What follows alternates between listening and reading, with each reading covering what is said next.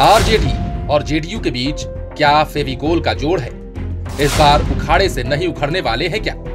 कोशिश के बाद भी नहीं आ पा रही है दरार। बीजेपी से लेकर दिग्गज तक लगा रहे जोर। इस जोड़ को उखाड़ने वाले ही क्यों उखड़ जा रहे हैं? आरजेडी की बेफिक्री का आखिर राज क्या है? ऐसे कई सवाल बिहार के सियासी गलियारे में उछल रहे हैं। लोग जानना चाह रहे हैं कि आखिर बिहार की सियासत में क्या कुछ चल रहा है।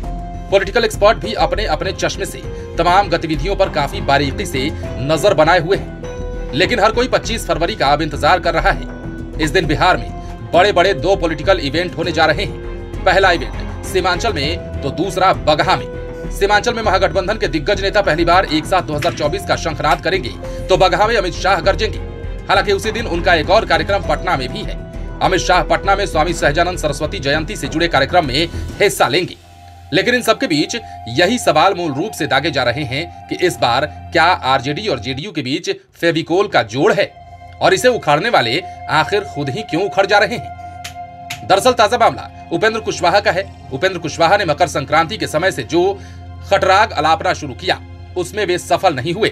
इसके लिए पटना से लेकर दिल्ली तक उन्होंने दौड़ लगाई। लेकिन उनकी एक तस्वीर ने उन्हें एक्सपोज कर दिया कि उनका कहां से अलाइनमेंट चल रहा है। आपको याद होगा उपेंद्र कुशवाहा दिल्ली एम्स में अपना रूटीन चेकअप कराने पहुंचे थे, लेकिन वहां बीजेपी के पूर्व विधायक प्रेम रंजन पटेल और संजय टाइगर भी पहुंच गए।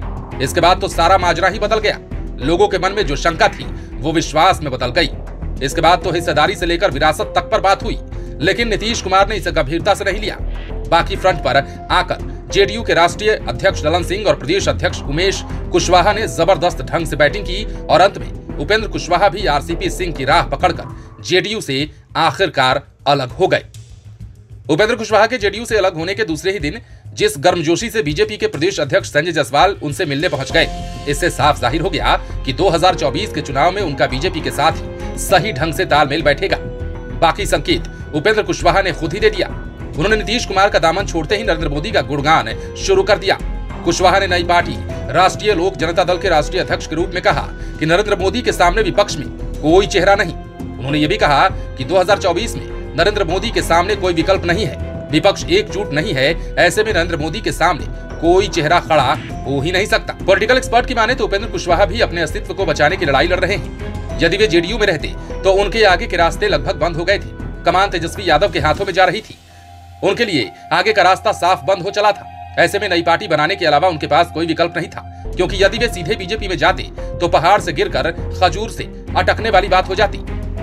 वे बीजेपी में शामिल होकर भी कुछ नहीं कर सकते थे, क्योंकि वहां भी दिग्गज नेताओं की कमी नहीं है और वे अपने पुरानी पार्टी राष्ट्रीय लोक समता पार्टी में भी नहीं जा सकते थे, क्योंकि वहां भी दावेदारी को लेकर चुनाव आयोग में मामला फंस गया है।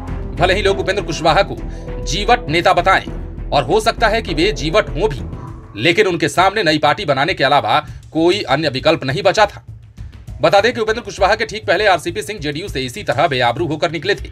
उनका इलाज जेडीयू के राष्ट्रीय अध्यक्ष ललन सिंह ने होम्योपैथिक तरीके से कर दिया था। कुछ दिनों तक आरसीपी सिंह काफी एक्टिव दिखे, लेकिन फिलहाल वो नालंदा में ही जमे हुए हैं। हालांकि उपेंद्र कुशवाहा के हिस्सेदारी और विरासत संभालने के दावे के बीच आरसीपी सिंह भी एक बार फिर से एक्टिव हुए हैं, लेकिन वो धार नहीं दिख रही जो दिखनी चाहिए। उपेंद्र कुशवाहा को लेकर तो नीतीश कुमार ने साफ कह दिया कि हमें अब उनसे कोई मतलब नहीं है और इस तरह के सवाल अब आप लोग नहीं पूछे तो बेहतर होगा। अगर उपेंद्र कुशवाहा को यही सब करना था तो फिर आए ही क्यों थे? कुछ यही हाल आरजेडी में है। आरजेडी और जेडीयू के बीच दरार फैलाने की कोशिश तेजस्वी यादव के विधायक ने भी की है।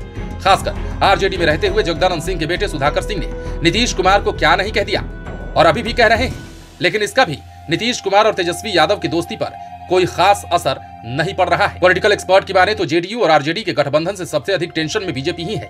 बीजेपी को सामने सिर्फ और सिर्फ 2024 की लड़ाई दिख रही है और नरेंद्र मोदी को तीसरी बार प्रधानमंत्री बनने में कोई प्रॉब्लम नहीं हो इसकी जुगत में है। लेकिन नीतीश कुमार एनडीए से अलग होकर बीजेपी को टेंशन दे रहे हैं। इतना ही नहीं, वे विपक्ष की एकजुटता में भी लगे हुए हैं। चाह रहे हैं कि गैर बीजेपी सभी पार्टियां एक बैनर तले आ जाएं और बीजेपी को मुंहतोड़ जवाब दिया जाए, लेकिन कांग्रेस सबसे बड़ी बाधा बन रही है। यही कारण है कि वाम दलों के महाधिवेशन में नीतीश कुमार के मंच पर बैठे कांग्रेस के वरीय नेता सलमान खुर्शीद को ठोक कर कहना पड़ा। उन्होंने कहा कि मेरी बात मान लीजिएगा तो बीजेपी 2024 में 100 सीट से नीचे आ जाएगी। उन्होंने ये भी कहा कि आप लोगों को भी सोचने की जरूरत है, यदि नहीं सोचिएगा तो फिर हमें नहीं कहिएगा। हम आप लोगों का इंतजार कर रहे हैं और अच्छा है कि आप इस कार्यक्रम में हैं और आपके माध्यम से केंद्रीय नेतृत्व से भी हम अनुरोध करते हैं कि वे जल्द से जल्द फैसला लें। हम तो दोनों आदमी सोनिया गांधी और राहुल गांधी से मिल भी चुके हैं। खास बात यह कि सलमान खुर्शीद ने भी नीतीश कुमार की बातों को गंभीरता से लिया। उन्होंने कहा कि हम आपकी बातों से सहमत हैं। बिहार में जिस तरह आपने बड़ा निर्णय लिया, उस निर्णय से पूरे देश का माहौल बदल गया है और विपक्षी एकजुटता से देश की हवा बदल जाएगी। आपका संदेश हम पूरे देश में पहुंचाएंगे। उम्मीद रखिए कि सब अच्छा हो। उन्होंने बीजेपी के लोगों पर तंज कसते हुए कहा कि वे लोग फासिस्ट होंगे, लेकिन दिलेर नहीं है। वे अंदर से काफी कमजोर हैं। एक बार बिहार दहाड़ेगा तो वे लोग बिल में घुस जाएंगे और फिर कभी नहीं निकलेंगे। उन्होंने कहा कि मैं एक वकील भी हूं और मुझे आपकी वकालत भी करनी चाहिए।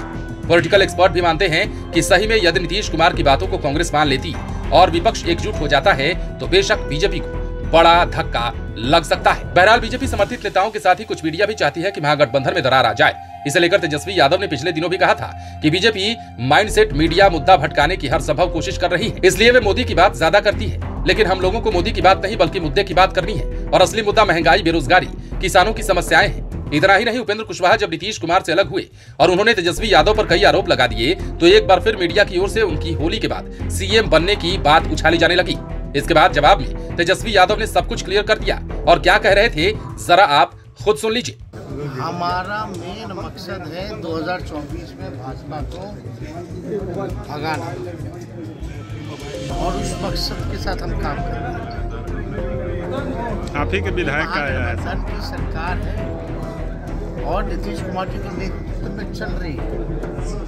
कहीं किसी को जो है कंफ्यूज होने की जरूरत नहीं। हम लोग विचारधारा जो हमारी,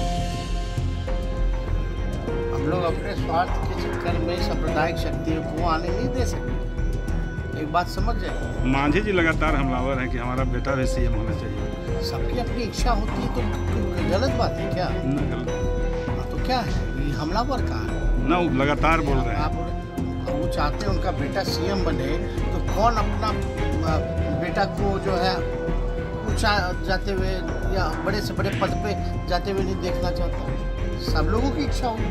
आप नहीं चाहते आपका बेटा आपसे ज्यादा नाम करे, सही बात। तो सबकी इच्छा होती है, इसमें कौन सी बड़ी बात है सर? तो इसलिए हम ये कह रहे हैं कि हम लोगों को, हम पहले ही बता दे रहे हैं, हमको कोई हड़बड़ी नहीं।